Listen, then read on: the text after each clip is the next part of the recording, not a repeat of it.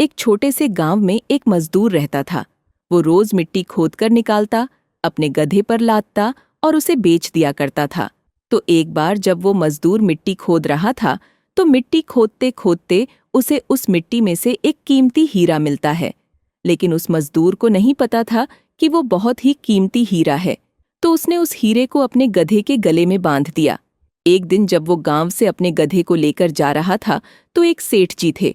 उसी गांव के जोशी गांव में एक छोटी सी किराने की दुकान चलाते थे। तो उन्होंने जब उस गधे के गले में उस हीरे को देखा, तो उस मजदूर से पूछा कि ये तुम्हारे गधे के गले में क्या है, बड़ा चमक रहा है। मजदूर ने कहा कि यह चमकीला पत्थर है, मुझे मिट्टी खोदते समय मिला था। अब सेठ जी को चमकीला पत्थर पसंद आ जाता है और सेठ जी उस मजदूर से उस चमकीले पत्थर को 50 रुपए में खरीद लेते हैं और वो उस चमकीले पत्थर को अपने दुकान के तराजू पर लगा देते हैं। अब जो भी सेठ जी की दुकान पर आता, उस चमकीले पत्थर को देखकर उसकी बहुत तारीफ करने लगता। तो एक बार एक जौहरी सेठ जी की दुकान पर आता है और जब वो उस कीमती हीरे को सेठ जी के तराजू पर लटका हुआ देखता है, तो वो जौहरी समझ जाता है कि यह कीमती हीरा है।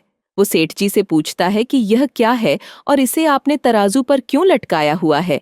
सेठ जी जौहरी से कहते हैं कि एक चमकीला पत्थर है, मैंने एक मजदूर से 50 रुपए में खरीदा था। वो जौहरी सेठ जी से कहता है कि क्या तुम इस चमकीले पत्थर को मुझे बेचना चाहोगे। सेठ जी उस जौहरी से कहते हैं कि अगर तुम इसे खरीदना चाहते हो तो मुझे 100 रुपये दे दो और इसे ले जाओ। अब वो जौहरी जो था वो बहुत ही कंजूस था।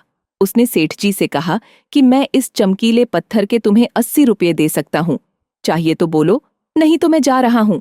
सेठ जी अपने 100 रुपये पर ही अड़े रहे और वो जौहरी यह सोचकर वहां से चला गया कि आज सेठ जी नहीं मान रहे हैं, कल आऊंगा और सेठ जी को 90 रुपये देकर वो हीरा लेकर चला जाऊंगा।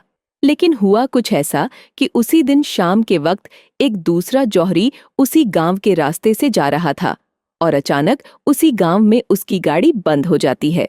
जब तक ड्राइवर गाड़ी को रिपेयर कर रहा होता है, वो जौहरी सेठ जी की दुकान पर कुछ लेने के लिए जाता है और जब वो उस हीरे को तराजू पर लटका हुआ देखता है, तो सेठ जी से उसे खरीदने के बारे में पूछता है।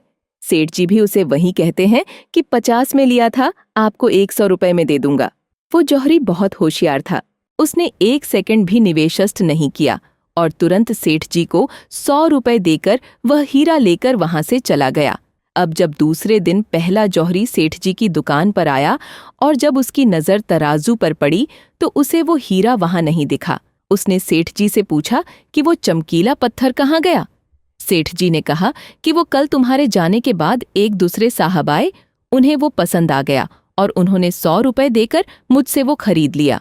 अब ये सुनने के बाद उस जौहरी को बहुत पछतावा हुआ और उसे गुस्सा भी आया। तो उसने गुस्से में सेठ जी से कहा कि तुम कितने बड़े बेवकूफ हो, वो कोई चमकीला पत्थर नहीं था, बल्कि वो बेशकीमती हीरा था और तुमने उसे 100 रुपए में ही दे दिया। अब ये सुनने के बाद सेठ जी ने उस जौहरी से कहा कि साहब, ऐसा है कि मुझे तो पता नहीं था कि वो बेशकीमती हीरा है और आपको यह पता होने के बावजूद भी आप कल मुझसे 20 रुपए के लिए जिग-जिग कर रहे थे। तो मुझसे बड़े बेवकूफ तो आप हैं जिन्होंने 20 रुपए के लिए एक कीमती हीरा खो दिया। दोस्तों, इस कहानी से हमें 3 बहुत बड़ी सीख मिलती है। पहली यह कि कंजूसी भी वही करो जहां पर उसकी जरूरत है। अगर हर जगह कंजूसी करोगे तो अच्छी चीजें भी अपने हाथों से गवा दोगे। और दूसरी सीख इस कहानी से यह मिलती है कि हाथ में आया हुआ मौका हमें कभी भी गंवानी नहीं चाहिए। अक्सर करके हम अपने आप को ब्रिलियंट समझकर कई सारे मौके हाथ से गंवा देते हैं। और तीसरी सीख हमें इस कहानी से यह मिलती है कि कभी भी काम को कल पर मत डालो। एक बहुत पुरानी कहावत है कि कल करे सो आज कर और आज करे सो अब। दोस्तों, सही समय कभी नहीं आता है, अभी जो है वही सही समय है। तो अगर आप इस कहानी को और भी लोगों तक पहुंचाना चाहते हो तो इस वीडियो को लाइक करो ताकि YouTube इस वीडियो को और भी लोगों तक पहुंचाएं। और अगर कहानी अच्छी लगी हो तो हमारे चैनल को सब्सक्राइब जरूर करिए। मिलती हूं मैं अगली बार इसी तरह की कहानी के साथ। तो सब्र करो, शुक्र करो और जिंदगी में आगे बढ़ो।